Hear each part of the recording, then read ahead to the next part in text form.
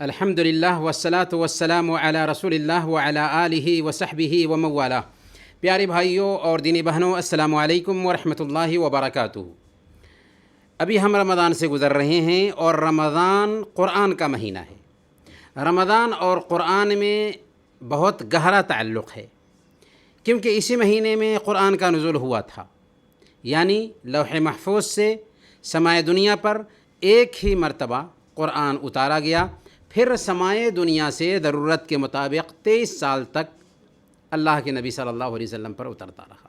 اللہ تعالیٰ نے فرمایا سورہ البقرہ آیت نمبر 185، شہر رمضان الذی انزل فیہ القرآن، رمضان کا ہی وہ مہینہ ہے جس میں قرآن اتارا گیا۔ اس مہینے کا خاص پیغام یہ ہے کہ ہم زیادہ سے زیادہ قرآن کریم کی تلاوت کریں، کیونکہ اللہ کے نبی صلی اللہ علیہ وسلم ہی اس مہینے میں قرآن کریم سے تعلق اور زیادہ مضبوط کر لیتے تھے۔ آپ جبریل امین کے ساتھ قرآن کا دورہ کرتے تھے، اسی لیے اللہ والے بھی اس مہینہ میں زیادہ سے زیادہ قرآن کریم کی تلاوت کے لیے خود کو فارغ کر لیتے تھے۔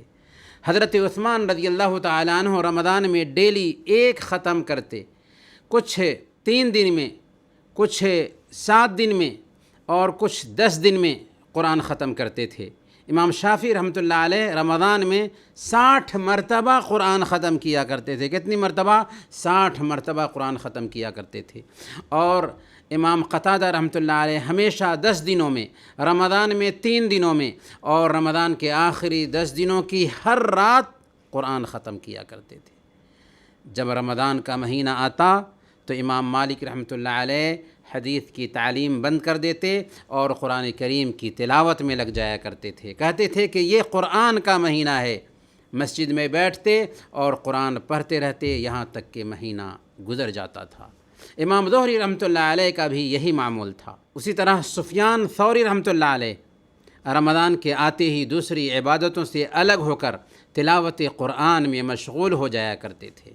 اب ہمیں اپنے آپ سے پوچھنا ہے، دل کو ٹٹولنا ہے، من سے پوچھنا ہے کہ آخر رمضان کے اچھے خاصے وقت گزر چکے، اب تک ہم نے قرآن کریم میں سے کتنا پڑھا ہے، کتنی مرتبہ قرآن کریم ختم کیا؟ اگر کوتاہی ہوئی ہے تو ابھی بھی وقت باقی ہے۔ قرآن کریم کے ساتھ لو لگائیں، قرآن کریم کی تلاوت کریں، قرآن کریم کو سمجھیں، قرآن کریم کے ساتھ وقت بتائیں، کیونکہ رمضان قرآن کا مہینہ ہے۔ اس میں زیادہ سے زیادہ قرآن کریم ختم کرنے کی کوشش کریں، زیادہ سے زیادہ قرآن کے پیغام کو سمجھنے کی کوشش کریں۔ اللہ تعالی ہم سب کو اس کی توفیق عطا فرمائے، آمین یا رب العالمین۔ وصلی اللہ علی نبینا محمد وعلی آلہ وصحبہ اجمعین۔